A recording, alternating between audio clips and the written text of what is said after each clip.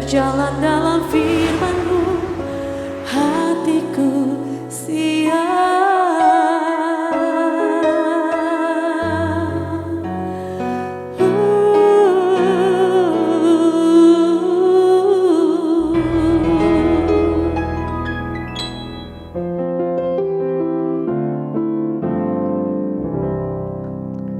Salam, God lover yang dikasihi oleh Tuhan Yesus Kristus. Apa kabarnya? Kiranya semua dalam keadaan sehat, bersuka cita, dan bisa menikmati kebahagiaan dalam keluarga masing-masing.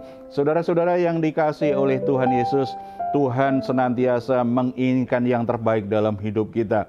Karena kita adalah orang-orang yang Dia kasihi. Dia merindukan hidup kita mengalami ketenangan, hidup kita mengalami sukacita. Tuhan Yesus sudah mengundang kita semua, marilah kepadaku semua yang letih lesu dan berbeban berat, aku akan memberi kelegaan kepadamu. Undangan yang membuat kita mestinya selalu berpengharapan, selalu merasa tidak perlu menjalani semua permasalahan kita sendirian. Hal terbaik adalah kalau kita menghampiri Dia. Mari kita bersatu dalam doa. Bapa di surga, kami ucap syukur karena dalam Yesus Kristus kami semua beroleh anugerah yang luar biasa.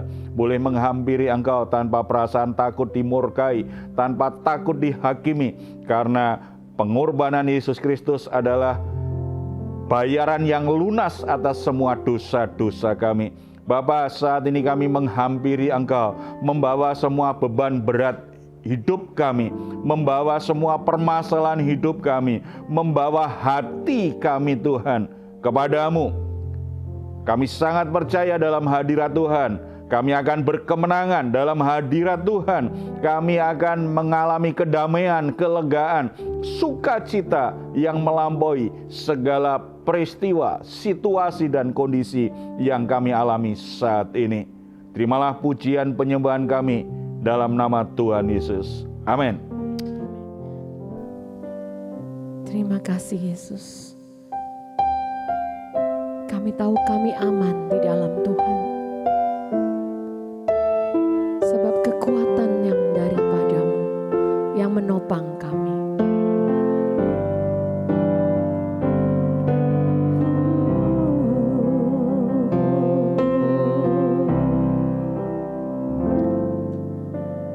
Penolong yang selalu setia, memenuhi keperluanku. Tak pernah Dia mengecewakan. Yesusku tak pernah gagal. Selalu setia, memenuhi keperluanku.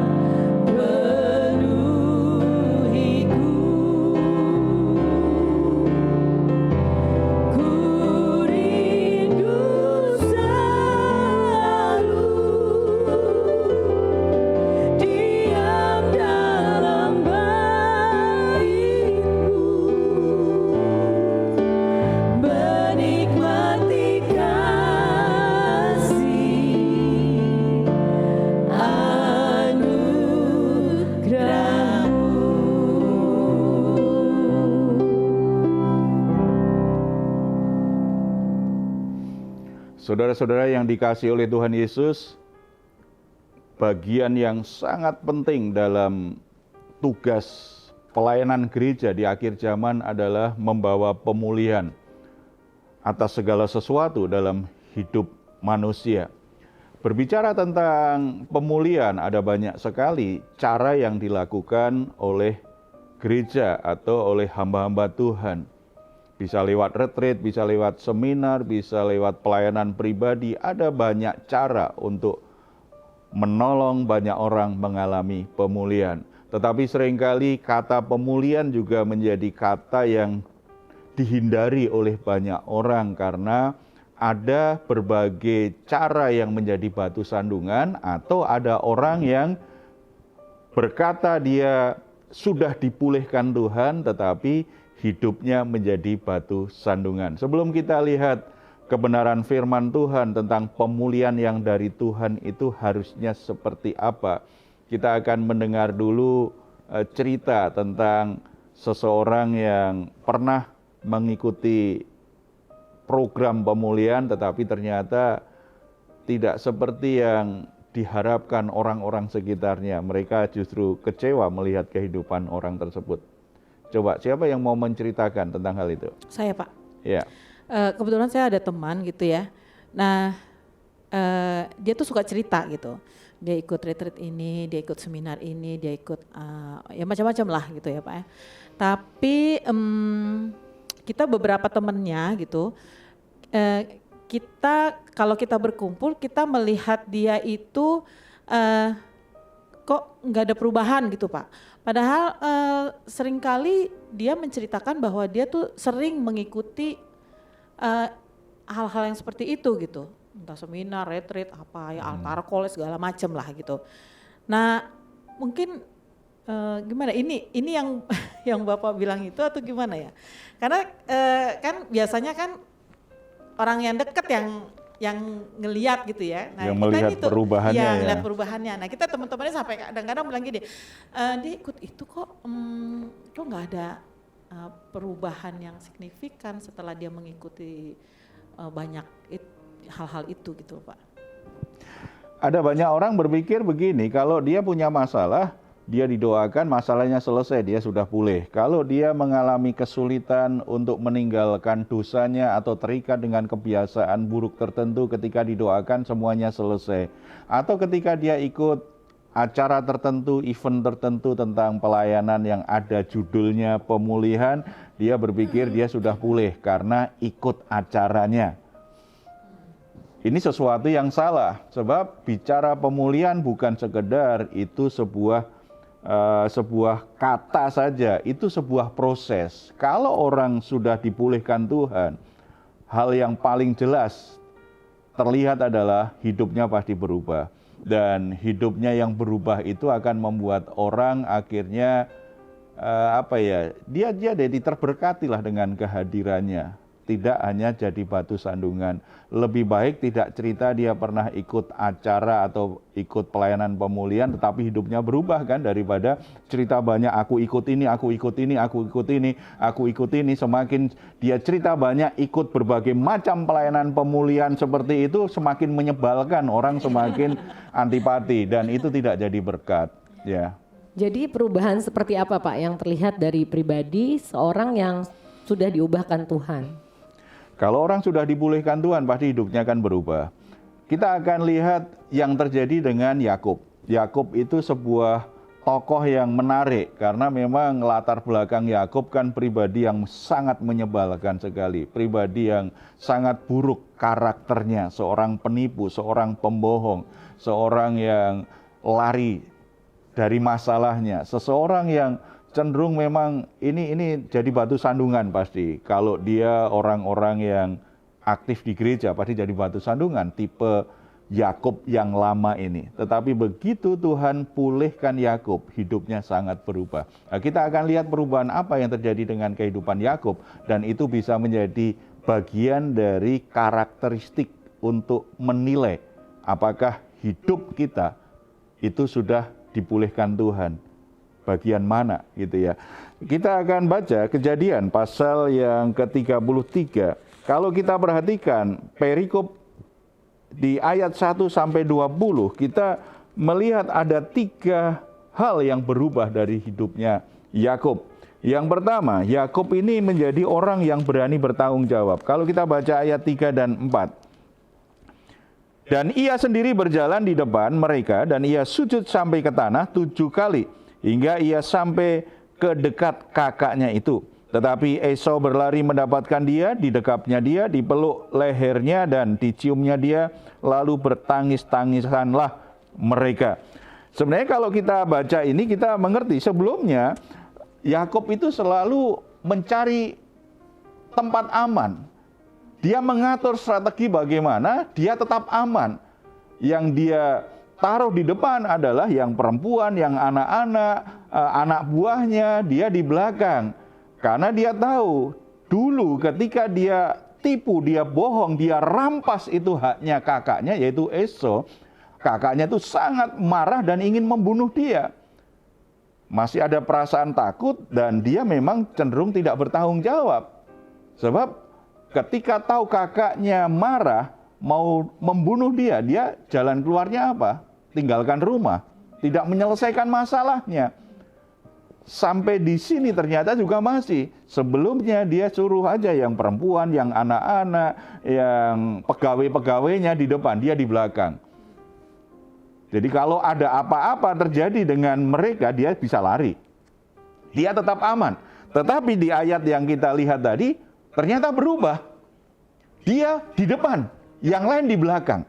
Berarti dia ambil tanggung jawabnya untuk menyelesaikan masalahnya dengan kakaknya. Aku yang salah, bukan istriku, bukan anak-anakku, bukan pegawaiku. Aku yang salah, karena aku yang salah. Aku yang harus di depan, aku yang harus pertama kali bertemu dengan Esau. Apapun yang akan dilakukan Esau, aku harus terima. Aku harus siap menghadapi itu. Tidak boleh istri dan anak-anakku jadi korban karena kesalahanku di masa lalu. Orang yang pulih, dia akan bertanggung jawab dengan hidupnya. Dia bertanggung jawab untuk menyelesaikan masalahnya. Dia bertanggung jawab untuk memperbaiki kerusakan-kerusakan yang diakibatkan kesalahan-kesalahannya di masa lalu. Makanya sangat mengherankan kalau orang berkata, aku sudah pulih, tetapi tetap aja dia tidak menyelesaikan hubungannya yang rusak dengan orang lain. Dia tidak mau berupaya berdamai dengan orang lain. Dia tidak mau memperbaiki kerusakan-kerusakan yang ada akibat kesalahannya di masa lalu. Pura-pura tidak ada masalah. Yang penting kan aku sudah pulih. Tidak, orang yang pulih itu mulai tumbuh rasa tanggung jawabnya terhadap dirinya, terhadap orang-orang di sekitarnya. Dia akan akui, akan perbaiki hubungan-hubungan yang rusak, situasi dan keadaan yang rusak, dia akan bertanggung jawab. Walaupun akhirnya dia harus berkorban besar untuk hal itu. Orang yang pulih itu orang yang bertanggung jawab. Kalau kita lihat seperti ini bagian dari proses pertumbuhan menjadi dewasa. Ciri orang dewasa itu apa? Bukan umur, bukan senioritas. Ciri penting dari orang yang dewasa adalah orang yang bertanggung jawab. Jadi pemulihan itu mendewasakan hidup orang. Makanya sangat aneh orang berkata dipulihkan tetapi tetap aja tidak tanggung jawab. Itu jadi batu sandungan akhirnya kan. Yang kedua, dari kisah Yakub ini kita bisa lihat bahwa dia sangat menyadari semua hal yang dia miliki itu merupakan kasih karunia Tuhan. Kalau kita baca ayat 8 sampai 11.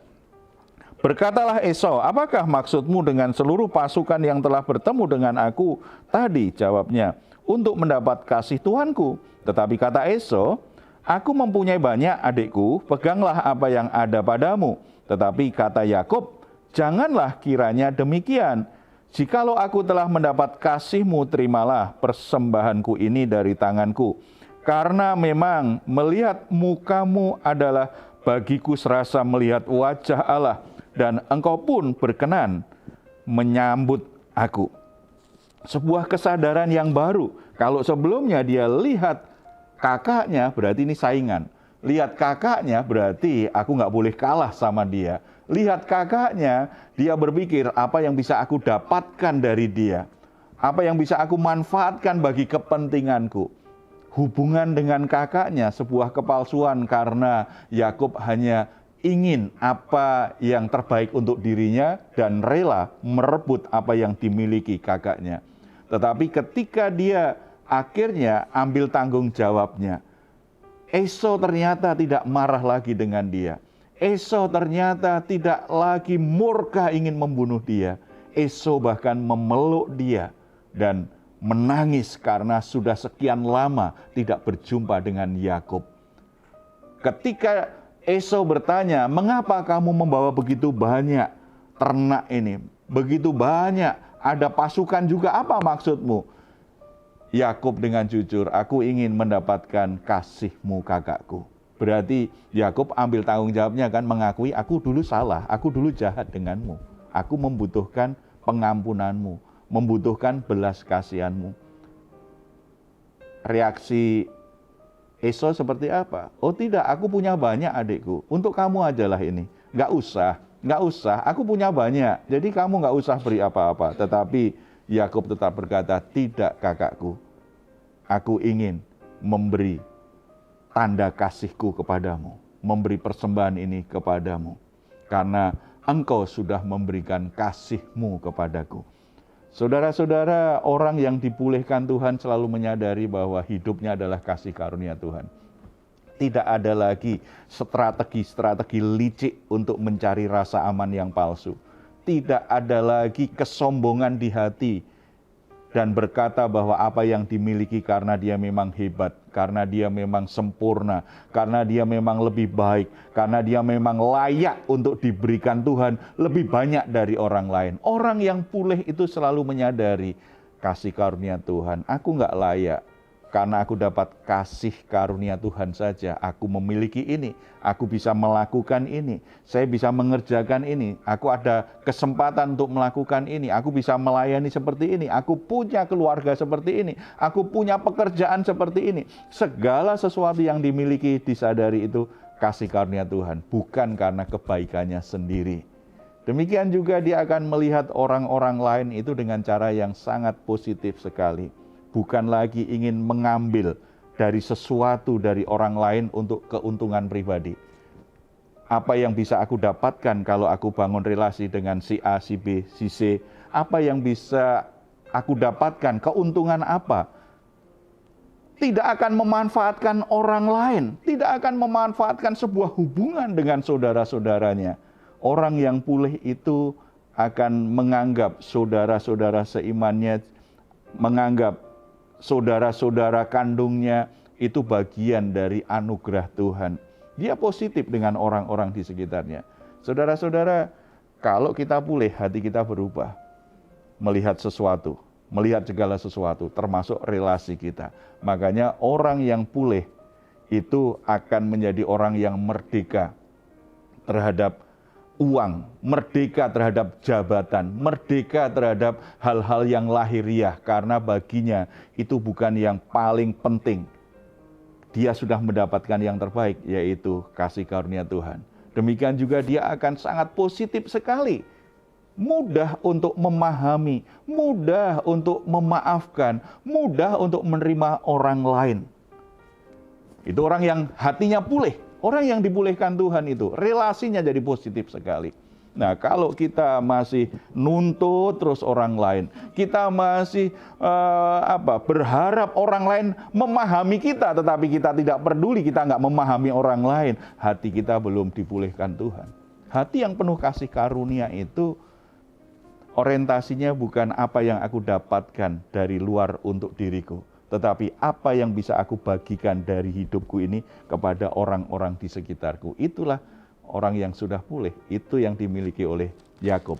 Dan yang ketiga, Yakub, kalau kita perhatikan ayat 20, kemudian Yakub membangun mezbah bagi Tuhan. Ia mendirikan mezbah di situ dan dinamainya itu Allah Israel. Ialah Allah. Yakub tidak mau mengikuti Esau. Saat itu kan Esau, oke, kalau gitu kita pulang sama-sama yuk adikku. Yakub bilang, "Maaf kakak, aku nggak ikut kamu ya. Silahkan, nanti kita pasti atur, kita ketemu lagi, tetapi aku ada urusan lagi. Dan ternyata urusan apa yang dilakukan Yakub? Dia ingin membangun mezbah, ucapan syukur kepada Tuhan. Orang-orang yang pulih itu hatinya berubah sedemikian rupa. Orang yang dipulihkan Tuhan, hatinya semakin berkobar-kobar mengasihi Tuhan. Hatinya penuh ucapan syukur kepada Tuhan. Orang-orang yang dipulihkan Tuhan, dia pasti akan berubah menjadi seorang penyembah. Hatinya begitu tulus, begitu berkobar-kobar untuk selalu mengungkapkan rasa cintanya yang tulus kepada Tuhan yang sudah memberikan anugerah. Makanya sangat heran kalau ada orang bilangnya pulih karena habis ikut retreat pemulihan, aku pulih, aku dipulihkan Tuhan. Setelah itu malas ibadah. Setelah itu kata-katanya juga penuh dengan kritikan terhadap orang-orang gereja. Tidak bersyukur, sulit untuk bersyukur. Semua dikritik, sepertinya dia yang paling benar, dia yang paling rohani, dia yang paling dekat dengan Tuhan, dia yang paling dekat dengan surga. Kan bahaya kalau seperti itu. Orang yang pulih nggak akan seperti itu. Penuh kelimpahan dengan ucapan syukur. Hidupnya itu menjadi sebuah mezbah. Dia akan tadi kan dengan orang lain mudah untuk menerima. Positif dengan orang lain. Berarti semakin sedikit dari mulutnya keluar kritik yang menghakimi, yang menjelek-jelekan orang lain, yang merendahkan orang lain. Semakin sedikit. Lalu ketika memuji Tuhan, menyembah Tuhan, antusias sekali karena hatinya sudah pulih. Itu ciri-ciri orang yang pulih itu seperti itu. Dari tokoh Yakub. Kalau kita lihat tokoh yang lain, mungkin ada beberapa karakteristik lagi Tuhan bisa tunjukkan. Tapi dari Yakub terlihat dari 3 hal tadi. Karena Yakub sudah dipulihkan Tuhan, dia menjadi pribadi yang penuh tanggung jawab. Dia tidak lagi lari dari masalah. Dia tidak lagi lari dari situasi yang mengalami kesulitan atau rusak gara-gara kesalahannya. Enggak, dia ambil tanggung jawabnya. Selesaikan masalahnya yang dia sudah lakukan itu. Dan yang kedua, Yakub tadi kan akhirnya punya hati yang selalu menyadari semuanya kasih karunia Tuhan. Semuanya karena kasih karunia Tuhan. Tidak ada lagi kesombongan, yang ada adalah justru akhirnya dia bisa bersyukur atas segala sesuatu. Hidupnya menjadi sebuah mezbah yang mempermuliakan nama Tuhan. Saudara-saudara yang dikasihi oleh Tuhan Yesus, kita semua pribadi yang membutuhkan pemulihan dari Tuhan. Karena ada banyak kerusakan dalam perjalanan hidup kita ini. Ada banyak hal yang tidak bertumbuh sebagaimana seharusnya. Situasi yang kita hadapi tidak selalu sempurna. Orang-orang yang ada di sekitar kita, tidak semuanya itu mengasihi dan membangun hidup mereka. Membangun hidup kita. Kadang-kadang mereka justru melukai kita, menyakiti kita. Kita begitu berat hidup bersama dengan orang-orang tertentu dalam perjalanan hidup kita. Sehingga jiwa kita alami banyak luka sedemikian rupa. Kita membutuhkan pemulihan yang dari Tuhan. Atau kadang-kadang kita juga dibentuk, diajar oleh nilai-nilai yang salah, yang menyimpang dari jalan Tuhan. Pikiran kita pikiran yang begitu rusak, pikiran yang tidak jernih, pikiran yang sangat berbeda, berlawanan dengan pikiran Tuhan. Sehingga apa yang kita lakukan sepertinya kok nggak diberkati oleh Tuhan. Kita perlu dipulihkan Tuhan, sehingga pikiran kita bisa selaras dengan pikirannya Tuhan. Demikian juga jalan-jalan hidup yang kita lalui lewat pekerjaan, lewat keluarga. Kadang-kadang kenapa yang saya lakukan itu, yang saya kerjakan itu kok tidak bisa berkembang dengan baik, hanya berputar-putar di area itu saja. Sepertinya tidak ada yang berubah, tidak ada kemajuan, tidak ada sesuatu yang menunjukkan bahwa Tuhan sedang memberkati saya. Bisa jadi karena ada sesuatu dalam diri kita yang menghalangi berkat Tuhan itu bisa mengalir. Tuhan ingin mengubah hati kita. Tuhan ingin mengubah pikiran kita. Tuhan ingin mengubah orientasi hidup kita. Tuhan ingin mengubah masa depan kita. Dan itu adalah sebuah proses pemulihan yang kita butuhkan di dalam Tuhan. Saat ini apapun situasi dan keadaanmu yang sedang terjadi, mungkin saudara sedang tertekan, sedang frustasi karena usaha yang saudara bangun sepertinya hanya berputar-putar di situ saja, tidak bisa maju, membuat saudara hanya capek saja tetapi tidak ada hasilnya. Saudara hampir menyerah. Yang saudara butuhkan adalah saudara perlu dipulihkan Tuhan supaya pekerjaanmu akhirnya menjadi pekerjaan yang diberkati Tuhan, bisa berjalan dengan baik, bisa berkembang dengan baik. Atau saudara juga sedang frustasi karena hubunganmu dengan orang-orang terdekatmu juga sepertinya sangat menyakitkan sekali, termasuk dengan pasangan hidupmu, mengalami situasi yang begitu sulit. Itu hubungan yang tidak mudah untuk dilalui. Yang saudara butuhkan, engkau perlu dipulihkan Tuhan, supaya engkau bisa ambil posisi dan sikap yang benar. Bagaimana memperbaiki hubungan-hubungan yang begitu berat. Bagaimana saudara akhirnya bisa menjalani hubungan yang sebenarnya dengan seseorang yang cenderung melukai, orang yang mungkin menyakitkan bagi saudara, tetapi saudara tetap sehat. Saudara tetap bisa melewatinya dengan cara yang benar. Hati saudara tetap baik, pikiran saudara tetap baik, jiwa saudara tetap sehat, walaupun lewati hubungan-hubungan yang belum berubah seperti itu. Tetapi saudara tetap bisa tumbuh sebagai pribadi yang penuh sukacita. Saudara membutuhkan yang namanya pemulihan dari Tuhan. Mari kita hampiri Tuhan dengan semua keberadaan hidup kita saat ini. Percaya, keadaan apapun Tuhan sanggup memulihkan hidupmu. Kita berdoa.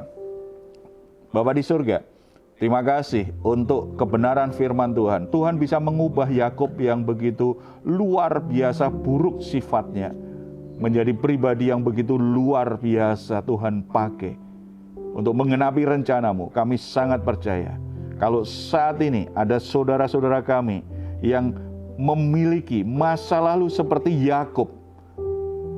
Bukan masa lalu yang baik, tetapi masa lalu yang gelap, masa lalu yang buruk. Bahkan orang-orang di sekitarnya memberi stigma sebagai orang yang tidak mungkin bisa berubah, menjadi orang yang menjadi sumber masalah. Tetapi kami sangat percaya kalau di antara saudara kami punya masa lalu seperti itu, datang kepadamu, mengalami kasih karuniamu Bapa, maka engkau bisa memulihkan hidupnya sehingga dia menjadi manusia yang baru, menjadi pribadi yang baru, menjadi pribadi yang memancarkan kemuliaan-Mu yang agung itu. Di dalam Yesus Kristus kami sangat percaya setiap orang pasti bisa berubah, pasti bisa dipulihkan, pasti bisa menjadi lebih baik. Tuhan, hamba-Mu juga berdoa untuk saudara kami yang saat ini sedang bergumul dengan masalah ekonominya, begitu berat dialami. Usahanya sepertinya tidak kemana-mana. Sekian lama diupayakan, hanya di situ-situ saja. Sehingga membuat saudara kami ini menjadi menyerah dengan keadaannya, frustasi dengan keadaannya, dan mulai menghakimi dirinya sebagai orang yang gagal, sebagai orang yang tidak mungkin bisa berhasil, menjadi orang yang jadi pecundang senantiasa. Tetapi biarlah kebenaran firman-Mu hari ini menjamah hatinya, memerdekakan hatinya dari segala perasaan frustasi dan keputusasaan. Dia yakin betul kalau mereka datang kepada Tuhan, Tuhan bisa pulihkan hidupnya. Semua potensi-potensi terbaik yang Tuhan sudah taruh dalam dirinya itu mulai bertumbuh dengan baik. Tuhan bisa membuka pintu-pintu kesempatan baginya untuk bisa berkembang, untuk bisa berhasil. Tetapi kami sangat percaya Tuhan akan mulai dari pribadinya dulu. Hal-hal yang menghalangi pertumbuhan pribadinya, hal-hal yang merintangi kualitas karakternya, Tuhan jamah, Tuhan singkirkan itu. Sehingga saudara kami ini menjadi pribadi yang baru dalam Kristus. Kalau ada saudara kami yang sedang putus asa dengan pernikahan mereka, situasinya sangat sulit. masalah suami istri yang tidak kunjung selesai, semakin ingin diselesaikan, semakin mereka saling menyakiti, semakin sulit untuk diatasi. Tetapi kami sangat percaya sebagaimana Tuhan bisa mengubah Yakub yang begitu sulit, yang memiliki watak yang begitu keras, watak yang begitu buruk, bisa menjadi orang yang baru. Kami sangat percaya hubungan-hubungan yang rusak, hubungan-hubungan yang saling menyakitkan, hubungan-hubungan yang sepertinya sudah tidak ada harapan lagi pulih. Ketika Tuhan melimpahkan kasih karunia-Mu, ketika Tuhan bekerja di dalamnya, menjamah hati kami, maka kami akan menjadi pribadi-pribadi yang baru, yang sanggup menyelesaikan konflik-konflik kami dengan cara yang benar, yang bisa memperbaiki hubungan-hubungan kami dengan cara yang benar, karena kasih karunia Tuhan memulihkan hati kami dan memberi kami kekuatan baru untuk mengalirkan kasih karunia kepada orang lain yang selama ini selalu menyakiti kami. Tuhan bekerja dengan cara-Mu yang tidak terbatas, memulihkan kehidupan anak-anak-Mu dimanapun mereka berada. Apapun situasi dan keadaan yang mereka alami, kerusakan apapun yang sedang terjadi dalam hidup mereka, Roh Kudus memberikan iman di hati mereka. Roh Kudus menumbuhkan kebenaran firman Tuhan hari ini di hati mereka. Dan kami sangat percaya ketika mereka percaya kebenaran firman-Mu dan mereka berharap Tuhan bekerja, itu akan terjadi dalam hidup mereka semuanya. Tuhan pulihkan keluarga-keluarga, Tuhan pulihkan gereja-Mu Tuhan, supaya gereja-Mu juga semakin hari semakin memancarkan kemuliaan-Mu. Kami tidak lupa berdoa untuk pemulihan bangsa dan negara kami. Situasi dan kesulitan yang sedang melanda dunia ini, kami sangat percaya kalau ada kasih karunia Tuhan untuk bangsa kami, bangsa ini akan dipulihkan Tuhan dalam segala aspek kehidupan yang ada. Terpuji nama-Mu, dalam nama Tuhan Yesus kami berdoa. Amin. Puji Tuhan, saudara-saudara, jangan pernah kehilangan pengharapan dalam Tuhan. Tuhan selalu bisa memulihkan hidupmu, apapun kerusakan yang sedang terjadi. Kalau saat ini saudara sedang mengalami pergumulan-pergumulan yang sangat berat, saudara sedang sakit, saudara sedang diperhadapkan situasi yang sulit untuk memilih mana kehendak Tuhan, mana yang bukan. Saudara membutuhkan dukungan doa, silakan menuliskannya di nomor telepon yang tertera di layar saudara. Tim doa kami akan mendukung saudara dalam doa. Harapan dan doa kami senantiasa, saudara selalu diberkati oleh Tuhan. Kalau saudara ingin memberikan komentar, silahkan menuliskannya di ruang komentar yang ada di channel Diaspora TV. Kami tunggu. Mazmur 4 ayat 8-9. Engkau telah memberikan sukacita kepadaku lebih banyak daripada mereka ketika mereka kelimpahan gandum dan anggur.